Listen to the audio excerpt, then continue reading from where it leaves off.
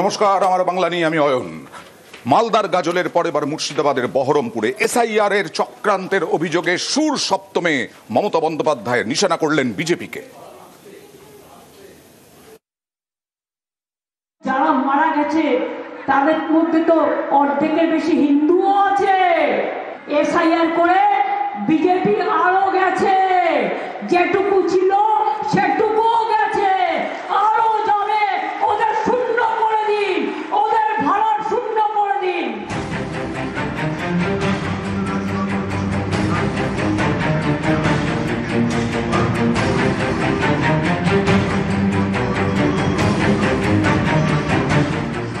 বুধবার মালদার গাজল, বৃহস্পতিবার মুর্শিদাবাদের বহরমপুর। ফের এসআইআর ইস্যুতে মমতার সুর সপ্তমে। তামিলনাড়ুতে বিজেপি গভর্নমেন্ট নেই, তাই এসআইআর হবে ইলেকশনের আগে। কেরালায় নেই, তাই এসআইআর হবে ইলেকশনের আগে। বাংলায় নেই, তাই এসআইআর করতে হবে। কিন্তু আসামে তো তুমি আছো, তাহলে আসামে কেন এসআইআর হবে না বাবু? একটু উত্তর দাও, উত্তর তোমায় দিতেই হবে। ত্রিপুরায় কেন হবে না? বিজেপি আছে বলে ত্রিপুরা বাংলাদেশের বর্ডার নয়?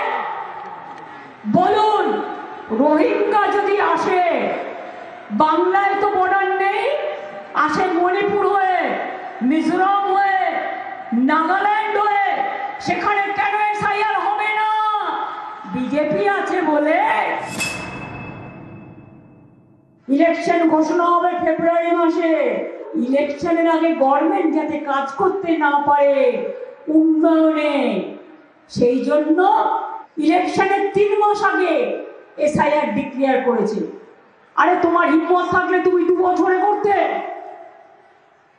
তুমি তো 2001 ইলেকশনের পরে শুরু করেছিলে, 2004 ফাইনাল লিস্ট বেরিয়েছিল। এনআরসি বাংলায় হবে না। এই এসআইআর চক্রান্তের পেছনে আছে এনআরসি। আমার গলা কেটে দিলেও আমি কোনো ডিটেনশন ক্যাম্প করবো না, আর কাউকে তাড়াবো না। আমরা করবো, আমরা লড়বো, আমরা করবো, আমরা জিতবো। নিউজ 18 বাংলা। বিএলওদের পাশে সুপ্রিম কোর্ট। বিএলও মৃত্যুর অভিযোগ, অসুস্থ হয়ে যাওয়ার অভিযোগ, বিভিন্ন রাজ্যে বুথ লেভেল অফিসারদের কাজে বাড়তি চাপ, এই অভিযোগ। আর সুপ্রিম কোর্ট কিভাবে পাশে দাঁড়ালো, সুপ্রিম কোর্ট কি বলল, কথা বলবো প্রতিনিধি মৈত্রেয়ীর সঙ্গে। মৈত্রেয়ী,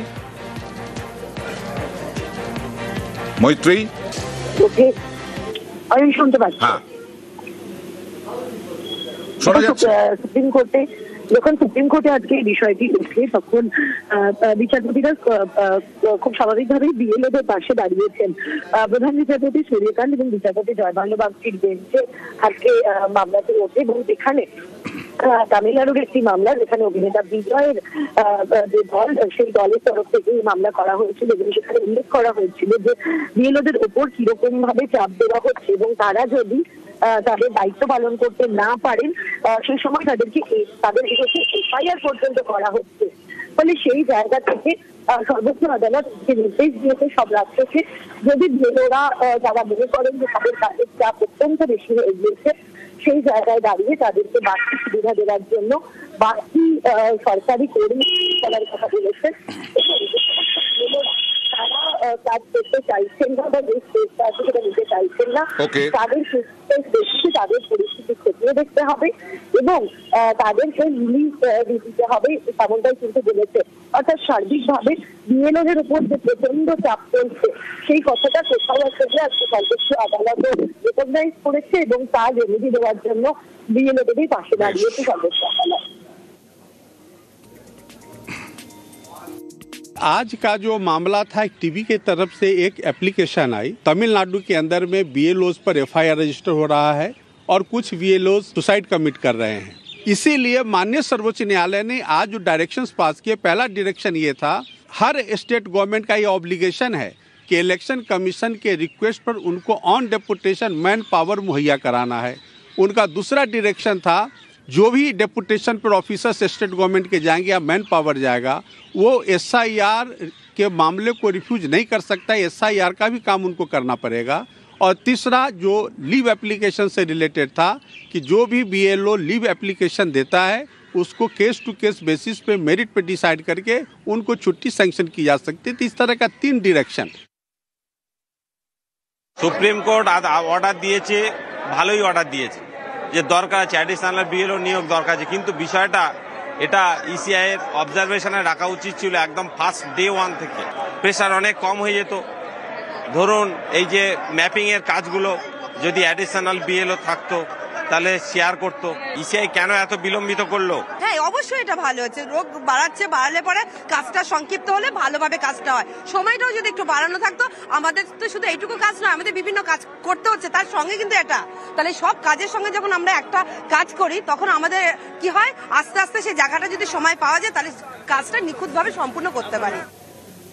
আজকে ফের উত্তপ্ত হলো মুখ্য নির্বাচনী আধিকারিকের অফিসের চত্বর, কারণ BLO অধিকার রক্ষা কমিটি তারা আজকে বিক্ষোভ দেখালো, ঘেরাও করলো মুখ্য নির্বাচনী আধিকারিকের দফতর।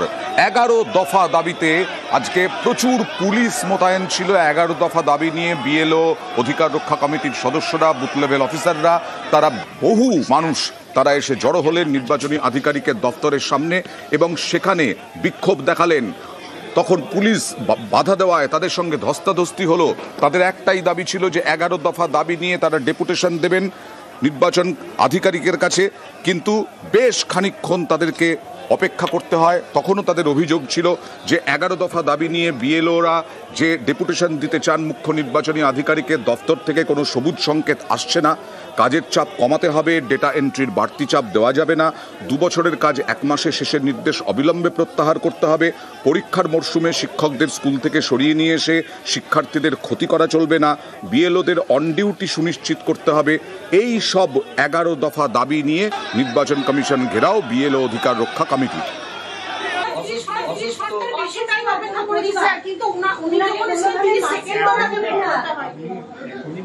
আমি অপারক, তবু তার কন্ট্রোলটা যখন ঢোকে না ECI তো কিছু নেই, এখনো পর্যন্ত কোনো অর্ডার সেরকম কিছু নেই।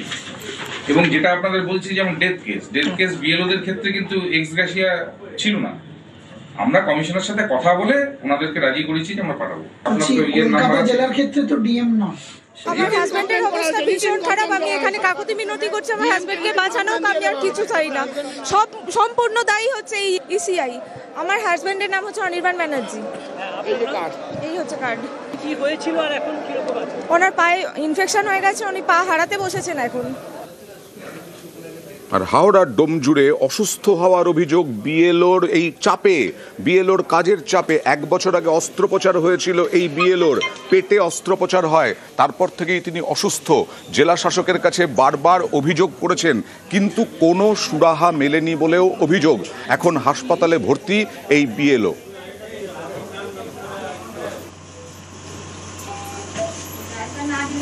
ঠিক আছে, আমি বলছি। এখন আমি সারাদিন ফিল্ডে থাকি, ফিল্ডে এসে 5টা 6টা কোনোদিন 7টার সময়তেও এসেছি। সেগুলো নিয়ে আবার ডিজিটালাইজ করা, এগুলো আমার পক্ষে অসম্ভব ব্যাপার। আমি ঊর্ধ্বতন কর্তৃপক্ষকেও জানিয়েছি, কেউ কোনো কথা কর্ণপাত করেনি।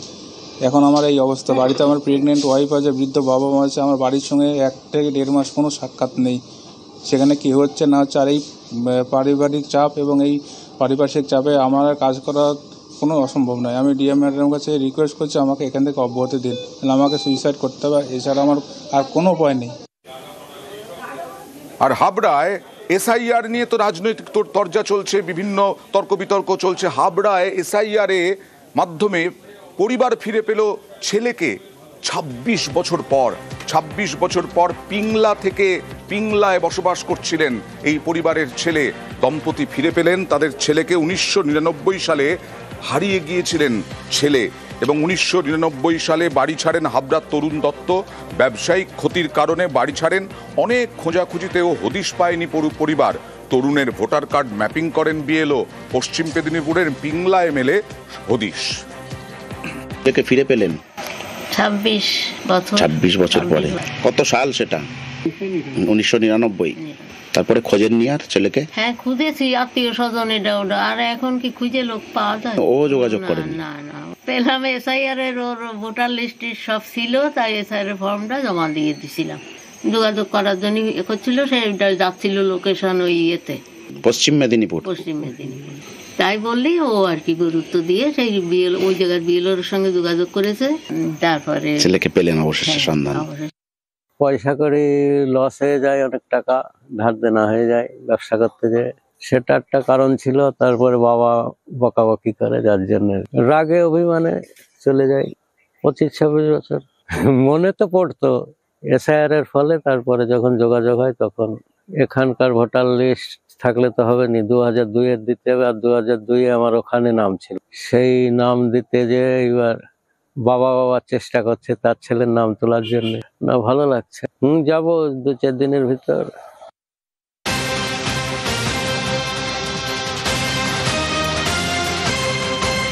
চার বছর পর আবার ভারতের মাটিতে পা রাখতে চলেছেন রাশিয়ার প্রেসিডেন্ট ভ্লাদিমির পুতিন।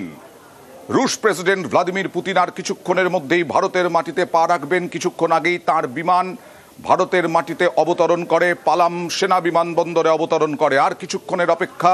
4 বছর পর যে পরিস্থিতি, আমেরিকার সঙ্গে শুল্ক যুদ্ধ এবং রাশিয়ার থেকে তেল আমদানি নিয়ে আমেরিকার গোঁসা এবং তারপরেই বহু পরিমাণে শুল্ক চাপানো, এই সমস্ত নিয়ে রাশিয়ার এই সমস্ত পরিস্থিতির মধ্যে রাশিয়ার প্রেসিডেন্ট ভ্লাদিমির পুতিন এই মুহূর্তে ভারতের মাটিতে পা রাখতে চলেছেন। ইউক্রেন রাশিয়া যুদ্ধ, সেই ইউক্রেন রাশিয়া যুদ্ধের আবহেও এই ভারতে পা রাখা ভ্লাদিমির পুতিনের, সেটাও আন্তর্জাতিক রাজনীতিতে যথেষ্ট তাৎপর্যপূর্ণ। কারণ বারবার ইউক্রেনের পক্ষ নিয়েছেন আমেরিকান প্রেসিডেন্ট ডোনাল্ড ট্রাম্প। তিনি ইউক্রেনের পক্ষ নিয়েছেন। আবার অন্যদিকে রাশিয়া পক্ষ নিয়ে বলেছেন যে রাশিয়া যতদূর পর্যন্ত জমি দখল করেছে ততদূর পর্যন্ত রাশিয়ারই জমি। তারপরে রাশিয়া ইউক্রেনের যুদ্ধ তিনি বন্ধ করতে পারেননি দাবি করলেও এই আবহে এই মুহূর্তে প্রধানমন্ত্রী নরেন্দ্র মোদী উপস্থিত পালাম সেনা বিমানবন্দরে। একসঙ্গে এক গাড়িতে প্রধানমন্ত্রীর বাসভবনে যাবেন রাশিয়ার প্রেসিডেন্ট ভ্লাদিমির পুতিন। আর কিছুক্ষণের অপেক্ষা, আর কিছুক্ষণের মধ্যেই বিমান থেকে ভারতের মাটিতে পা দেবেন ভ্লাদিমির পুতিন। এয়ারপোর্টে প্রধানমন্ত্রী নরেন্দ্র মোদী তিনি অপেক্ষা করছেন তাকে স্বাগত জানানোর জন্য, অভ্যর্থনা জানানোর জন্য। গার্ড অব অনার দেওয়া হবে ভ্লাদিমির পুতিনকে। আর কিছুক্ষণের মধ্যেই পুতিনের স্বাগত জানানোর জন্য রেড কার্পেট প্রস্তুত। আর কিছুক্ষণের মধ্যেই রাজকীয় অভ্যর্থনা জানানোর জন্য প্রস্তুত ভারত। আজকে নৈশভোজ রয়েছে, প্রধানমন্ত্রীর আয়োজনে নৈশভোজ। সোভিয়েত ইউনিয়ন টুকরো টুকরো হয়ে যাওয়ার পরে রাশিয়ার আন্তর্জাতিক ক্ষেত্রে গুরুত্ব অনেক বেড়েছে এবং ভ্লাদিমির পুতিনের দীর্ঘ সময়কালীন যে শাসনকাল, সেই শাসনকালেও ভ্লাদিমির পুতিন বারবার সাফল্য লাভ করেছেন। ভারতের সঙ্গে সম্পর্ক প্রগাঢ় হয়েছে বিভিন্ন সময়ে। রাশিয়ার সঙ্গে ভারতের সম্পর্ক, রাশিয়া থেকে কম দামে তেল পায় ভারত, সাধারণ মানুষের ওপরে যাতে চাপ না পড়ে সেই কারণে রাশিয়া থেকে তেল কেনে, বারবার তেল বছরের পর বছর ধরে তেল কেনে, অপরিশোধিত তেল কেনে ভারত। আর এখানেই আমেরিকার গোঁসা। এখানে আপনারা দেখছেন একেবারে অভ্যর্থনা, গার্ড অব অনার দেওয়ার জন্য প্রস্তুত, গার্ড অব অনারের জন্য প্রস্তুত। এবার মোদির আমন্ত্রণে ভারতে রুশ প্রেসিডেন্ট। আজ নৈশভোজ, কাল মোদি পুতিন বৈঠক। তার আগে রাজঘাটে যাবেন শ্রদ্ধা জানাতে। আগামীকাল হায়দ্রাবাদ হাউসে দ্বিপাক্ষিক বৈঠক। ভারত মার্কিন শুল্ক যুদ্ধের মধ্যেই সমীকরণে নজর বিশ্বের। মোদি পুতিন বোঝাপড়ায় সজাগ দৃষ্টি। হোয়াইট হাউসের যে কথা বলছিলাম বারবার, প্রধানমন্ত্রী গাড়িতেই অপেক্ষা করছেন। ভ্লাদিমির পুতিন আর কিছুক্ষণের মধ্যেই ভারতের মাটিতে পা দেবেন এবং বেশ কিছু প্রতিরক্ষা, বাণিজ্য, এই সমস্ত নিয়ে চুক্তি হওয়ারও সম্ভাবনা রয়েছে। 4 বছর পর 2 দিনের সফরে নামছেন প্রধানমন্ত্রী নরেন্দ্র মোদী। গাড়ি থেকে নামছেন প্রধানমন্ত্রী নরেন্দ্র মোদী। আর কিছুক্ষণের মধ্যেই বিমান থেকে নামবেন। উষ্ণ অভ্যর্থনা জানানো হবে। উষ্ণ অভ্যর্থনা জানানোর জন্য প্রস্তুত ভারত। মোদী পুতিন সাক্ষাৎ হবে। আর কিছুক্ষণের মধ্যেই বিমান নেমে গেছে পালাম সেনা বিমানবন্দরে এবং প্রধানমন্ত্রী নরেন্দ্র মোদী চলে গেলেন বিমানের কাছে। আর কিছুক্ষণের মধ্যে রেড কার্পেটে একেবারে স্বাগত জানানো হবে, উষ্ণ অভ্যর্থনা জানানো হবে ভ্লাদিমির পুতিনকে। আজই প্রধানমন্ত্রীর বাড়িতে নৈশভোজ। সেই নৈশভোজের পর আগামীকাল একাধিক সামরিক চুক্তি, প্রতিরক্ষা চুক্তি, বাণিজ্যিক চুক্তির সম্ভাবনা। চীন, আমেরিকা বিভিন্ন সময় যেভাবে নজর রেখেছে ভারত রাশিয়ার সম্পর্কের ওপরে, আজকেও এই ভ্লাদিমির পুতিনের যে উপস্থিতি ভারতে, সেই দিকে নজর রাখছে চীন এবং আমেরিকা।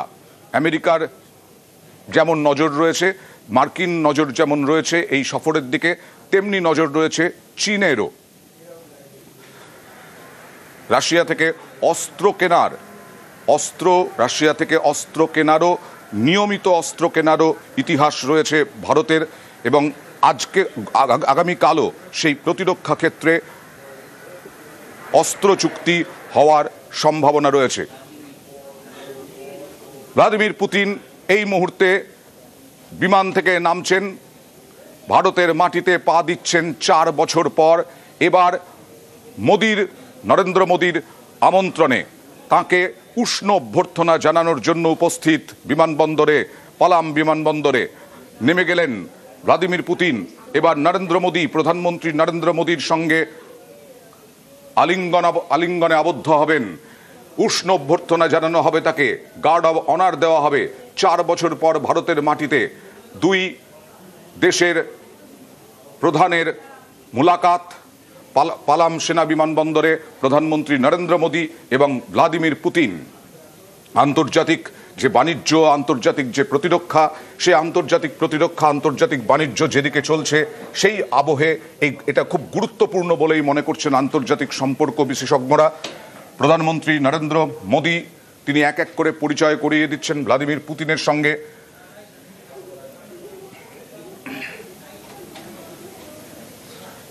কিছুদিন আগেই পহেলগাঁও এবং তারপরে দিল্লির বিস্ফোরণ, এই সমস্ত কিছুতে রাশিয়া যথেষ্ট উদ্বেগ জানিয়েছে। রাশিয়ার প্রতিক্রিয়া ছিল, সেই রাশিয়ান প্রেসিডেন্ট ভ্লাদিমির পুতিন জঙ্গি দমনে, সন্ত্রাসবাদ দমনে ভারত রাশিয়া একযোগে কাজ করার শপথ নিয়েছে, বিভিন্ন সময়ে একযোগে কাজ করার অঙ্গীকারবদ্ধ হয়েছে। পহেলগাঁও এবং দিল্লির বিস্ফোরণের পরে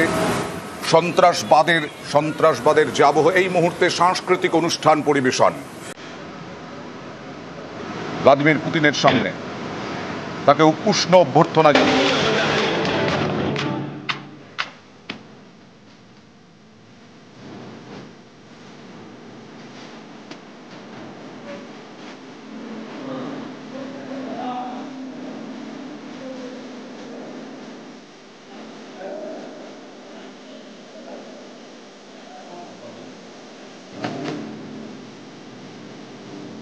বিমানবন্দর থেকে সরাসরি প্রধানমন্ত্রীর বাসভবনে প্রধানমন্ত্রী নরেন্দ্র মোদী এবং ভ্লাদিমির পুতিন। আর কিছুক্ষণের মধ্যেই প্রধানমন্ত্রীর বাসভবনে পৌঁছবেন এবং প্রধানমন্ত্রীর বাসভবনে পৌঁছানোর পর নৈশ ভোজ। আগামীকাল গুরুত্বপূর্ণ বৈঠক, গুরুত্বপূর্ণ চুক্তি, হায়দ্রাবাদ হাউসে দ্বিপাক্ষিক বৈঠক।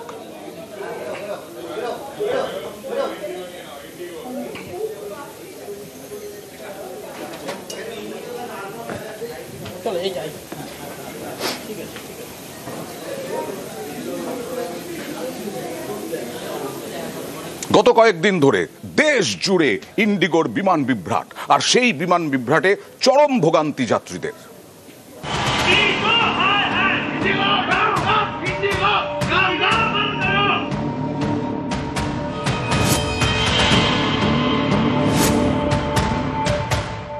मेरा भाई गुजर गया है, लेकिन हम लोग को टिकट नहीं मिल रहा है कि एक एक टिकट का 36,000, 38,000, 40,000 भाव दिखा रहा है। देखो उसका माँ बाप बैठा हुआ है, उसका एक ही लौता बेटा था, दुनिया से गया है अभी, बॉडी अलग जगह में पड़ा हुआ है, देख नहीं पा रहे हम लोग टिकट, बस अभी पता भी नहीं है बॉडी किधर है, फ्लाइट भी नहीं मिल रहा, कब से हम लोग परेशान है। আমাদের ফ্লাইট ক্যান্সেল করেছে, সেটা আমাদের ঠিক মতো জানায়নি, ইনফরমেশন করেনি।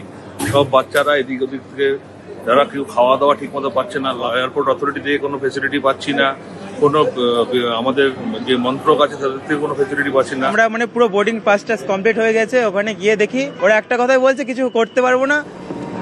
কারো ভাইয়ের মৃত্যু হয়েছে, যাচ্ছিলেন দেহ আনতে, কেউ চিকিৎসা করাতে, কেউ যাচ্ছিলেন কাজে যোগ দিতে। তাড়াতাড়ি পৌঁছানোর জন্য কেটেছিলেন বিমানের টিকিট। শেষ মুহূর্তে জানতে পারেন বিমান বাতিল, আর হাতে গোনা ইন্ডিগোর যে কটি বিমান চলছে সেগুলি অনেক লেট। ফলে বিমানবন্দরে ভিড়ে ভিড়, যাত্রীদের ভোগান্তির এক শেষ। কলকাতা থেকে মুম্বাই, বাগডোগরা থেকে বেঙ্গালুরু, দেশ জুড়ে একই ছবি।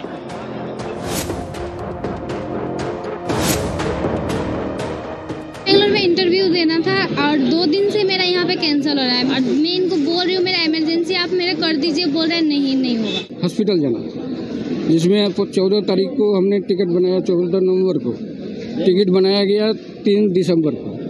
जब हमने एयरपोर्ट पहुँचा तो ये कैंसिल बता दिया। क्या प्रॉब्लम हुआ है सर? बिना बोले फ्लाइट कैंसिल कर दिया इन लोगों ने, रीशेड्यूल कर लिया 2 दिनों के बाद, और अकोमोडेशन नहीं दे रहे, अलाउंसेस नहीं दे रहे, बस हम लोग घूमते जा रहे हैं ऐसे ही।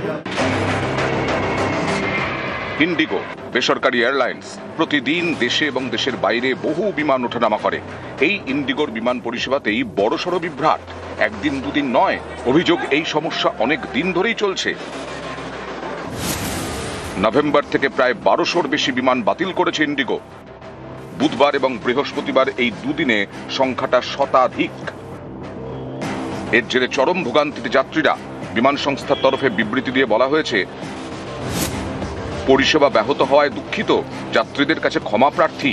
প্রযুক্তিগত ত্রুটি, শীতকালীন সময়সূচিতে পরিবর্তন, প্রতিকূল আবহাওয়া প্রভাব পড়ছে পরিষেবায়। তাই বলে প্রায় রোজ রোজ একই সমস্যা কেন, প্রশ্ন যাত্রীদের। দুর্গাপুরে এটা মাঝে মাঝেই হচ্ছে, এটা খুব প্রতিনিয়ত ব্যাপার। পরিষেবা এখানে নেই, একটা করেই ফ্লাইট আছে, এত পয়সা নিচ্ছে কিন্তু তার সাথে পরিষেবা নেই। Anytime rules that are promulgated are not in favor of the airlines, they, like spoiled children, tend to delay flights, bring in disruptions, causing a lot of public inconvenience, so as to put pressure on the ministry or the DGCA in order to get their way. দেশ জুড়ে ইন্ডিগোর বিমান বিভ্রাট।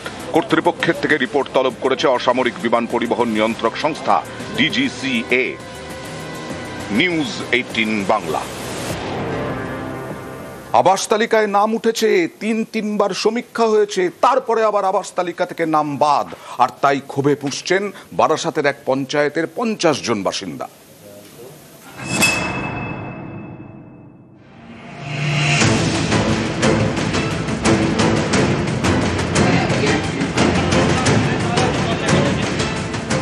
কেউ থাকেন বেড়ার ঘরে, কারো বাড়িতে প্লাস্টিকের ছাউনি। এই শীতে চরম কষ্ট। অভিযোগ, আবাস যোজনার ঘর পেতে একাধিকবার আবেদন করলেও লাভ হয়নি, পাকা ছাদ জোটেনি। উত্তর 24 পরগনার বারাসাতের ঘটনা। আমার ধরো কাঁচা বাড়ি, 3বার ধরো সার্ভে হয়েছে, 3বারই ওকে, ওটিপি ভেরিফিকেশন সবকিছু ওকে আছে, লাস্ট লিস্টের নামও আছে, যে কম্পিউটারে সেই সময় গিয়ে বলছে তোমার নাম নেই। আমাদের অভিযোগ কি কারণে বাদ গিয়েছে এইটা আমরা শুনতে চাই। বারাসাত 1 নম্বর ব্লকের কোটরা গ্রাম পঞ্চায়েত। এই এলাকার অনেক বাসিন্দারই পাকা ঘর নেই, আবাসের ঘর পেতে আবেদন করেন।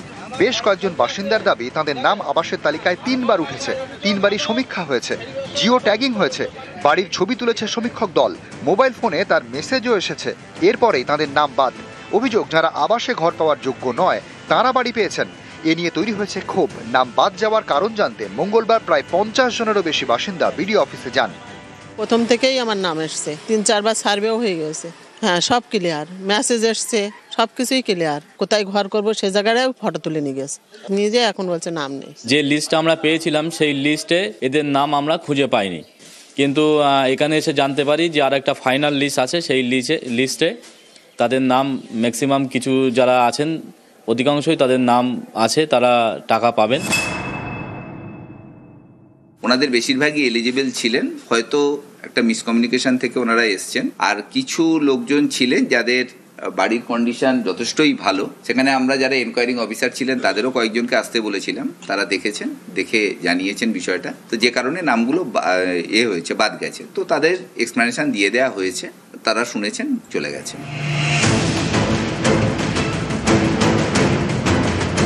বারাসাত থেকে জিয়াউল আলম, নিউজ 18 বাংলা। উত্তর চব্বিশ পরগনার বাদুড়িয়ার একটা গ্রামে নিয়ে যাব। সেখানে কোথাও ছিল কাঁচা রাস্তা, কোথাও একেবারে কোনো রাস্তাই নেই, কাদা রাস্তা। 200 বছর পর পাকা রাস্তা পেল সেই গ্রাম।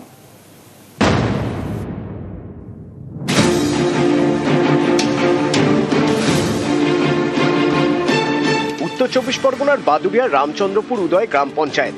এই এলাকায় তৈরি হচ্ছে ইট আর মোরামের রাস্তা, যা গ্রামের প্রথম পাকা রাস্তা। বাদুড়িয়ার হুগলি কর্মকার পাড়া, এখানে ছিল মাটির রাস্তা। প্রতি বছর বর্ষায় ভোগান্তির এক শেষ, হাঁটা যায় না। স্থানীয়দের দাবি এই কারণে অনেকেই পাড়া ছেড়ে অন্য জায়গায় চলে গিয়েছেন। সম্প্রতি এলাকায় বসে রাজ্য সরকারের আমাদের পাড়া আমাদের সমাধান ক্যাম্প। সেই ক্যাম্পে রাস্তা তৈরির দাবি জানান বাসিন্দারা। এরপরেই পদক্ষেপ। 700 মিটার রাস্তার জন্য বরাদ্দ করা হয় 1,80,000 টাকা। কাজও শুরু হয়ে গিয়েছে। এটা সম্ভব হলো পাড়ায় সমাধান মাননীয় মুখ্যমন্ত্রীর যে একটা প্রকল্প এসছে, সেই প্রকল্পে আমরা পাড়ার সবাই মিলে সেখানে যাই এবং আমাদের যে মেম্বার আছেন ওনার সহযোগিতায় এবং মুখ্যমন্ত্রীর পাড়ায় সমাধান প্রকল্প কারণে আজকে এই রাস্তার কাজটা বাস্তবায়িত হয়েছে এবং আমরা সবাই খুব খুশি। আমাদের জননেত্রী মাননীয় মুখ্যমন্ত্রী যে প্রকল্পগুলো ঘোষণা করে সেই প্রকল্পগুলো দ্রুত কার্যকর করার ব্যবস্থা করে। এটা রাস্তা আগস্ট মাসের 2 তারিখে পাড়ায় সমাধান প্রকল্প নিয়ে আসলো আর এখনই কাজ শুরু হয়ে গেল। পশ্চিম মেদিনীপুরের পিংলা, এখানকার বারগোকুল এবং দুজিপুরের মধ্যে 4 কিলোমিটার রাস্তা দীর্ঘদিন ধরে বেহাল। গত বছর রাস্তা সংস্কারের কাজ শুরু হয়। এর জন্য পথশ্রী প্রকল্প থেকে বরাদ্দ করা হয় 1,86,00,000 টাকা। কয়েকদিন কাজ চলার পর বন্ধ হয়ে যায়। সম্প্রতি এই খবর দেখায় নিউজ 18 বাংলা। এরপরেই পদক্ষেপ।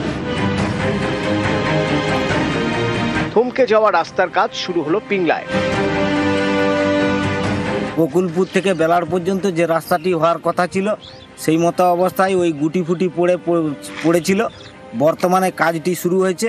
নিউজ 18 বাংলাকে আমাদের এই গোকুলপুর গ্রাম বা এই সমস্ত পথযাত্রীর পক্ষ থেকে অসংখ্য ধন্যবাদ জানাই। নিউজ 18 বাংলা।